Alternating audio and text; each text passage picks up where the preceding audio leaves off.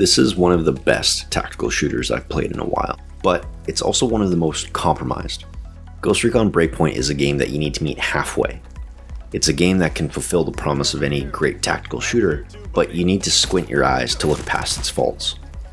Ghost Recon Breakpoint is the 2019 follow-up to 2017's Ghost Recon Wildlands, both from Ubisoft's Paris team.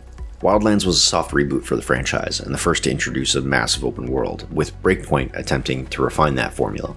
I played a ton of the very first Ghost Recon all the way back in 2001, plus many of the games that followed in the franchise, including Ghost Recon 2, Advanced Warfighter 1 and 2, and Future Soldier.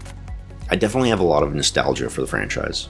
I spent hours and hours wrapped up in the Ghost Recon fantasy of a small tactical unit out to save the world with the odds always stacked against them. The older titles in the series share a lot of DNA with the classic Rainbow Six games, where you needed to methodically plan, reconnoiter, and tactically execute a plan to defeat overwhelming odds. As both those series matured, that slow, methodical pacing sort of fell by the wayside as they embraced more standard action and shooter sensibilities. I'm not mad about that, as it was bound to happen in an effort to appeal to wider audiences and sell more copies. That's just the business of video games.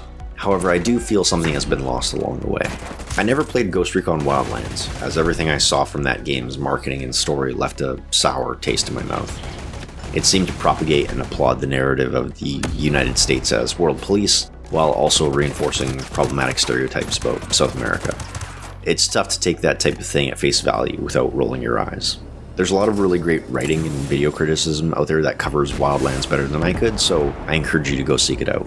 Honestly though, this is just an ever-present problem with Tom Clancy and the Tom Clancy universe in general. It oozes jingoism and an unapologetic love for the American military. It's not even subtle about it. It's just flagrant and gross propaganda, and it really hasn't aged well. If you don't believe me, go back and read the original Rainbow Six book. You'll probably come away from that thinking, wait a minute, the bad guys here are right?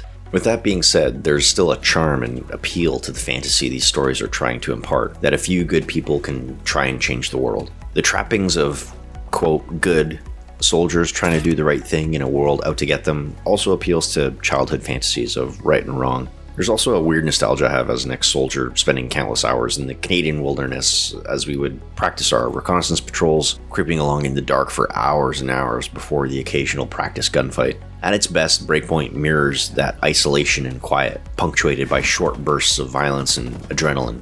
I have really mixed and complicating feelings about all of this, but I'll maybe save that for another time.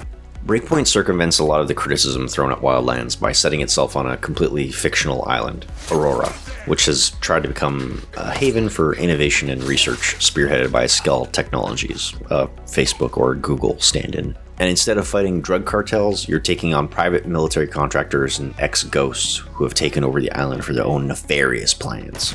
Breakpoint isn't perfect.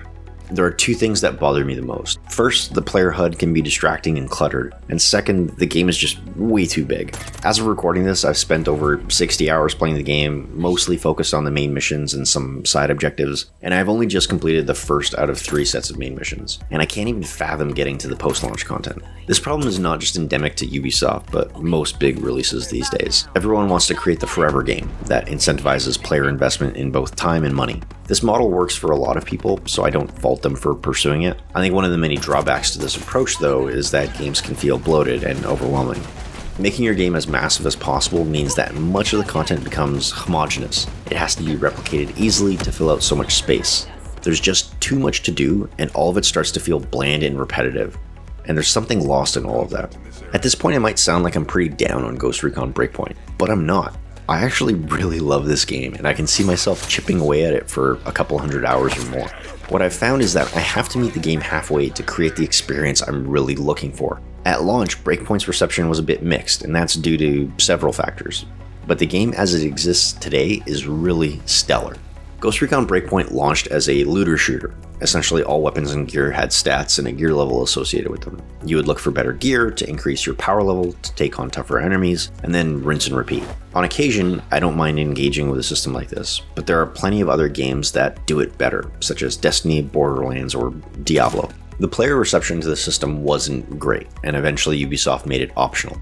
In fact, Ubisoft made a bunch of the game's systems optional or customizable, including things like how many drones or helicopter patrols you'll encounter. Additionally, you can spend some time tweaking the player HUD to provide a more immersive look and feel to your experience.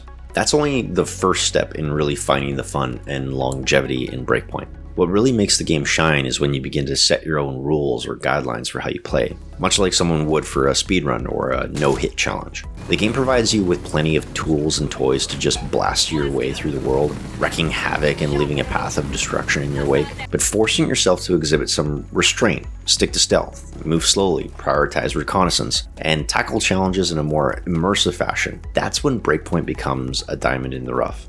Setting these types of guidelines for yourself really helps capture the sense of isolation that I believe the development team was going for. There are several survival and exploration mechanics in the game, but you're not overly punished if you don't engage with them. However, they can be incredibly rewarding and immersive when you do. I'd love to see them lean even harder into these systems in future titles. There's nothing quite like feeling alone, deep in enemy territory, where everything hinges on stealth and timing, so that you can not only survive, but execute your mission. Ubisoft canceled the free-to-play shooter Ghost Recon Frontline back in 2022, so it's hard to say when we'll get another entry in the series. I think the follow-up in the Ghost Recon franchise would do well to pull back from some of the fanciful feature tech that it has got caught up with, and the tech bro stuff we see in Breakpoint, and try and ground itself a bit more, while also leaning into the wilderness survival mechanics and themes that they have here. Blend the best of old and new sensibilities. Focus on a tightly crafted adventure for the solo survivor or small unit, while also providing an open world that is both engaging, though maybe a little bit more restrained. For me, the main protagonist is the world of Ghost Recon Breakpoint itself. I want to lose myself in this varied, beautiful, and inhospitable wilderness. This, to me, is Ghost Recon. I'm going to keep going back to Breakpoint, because when it's great, there's really nothing quite like it.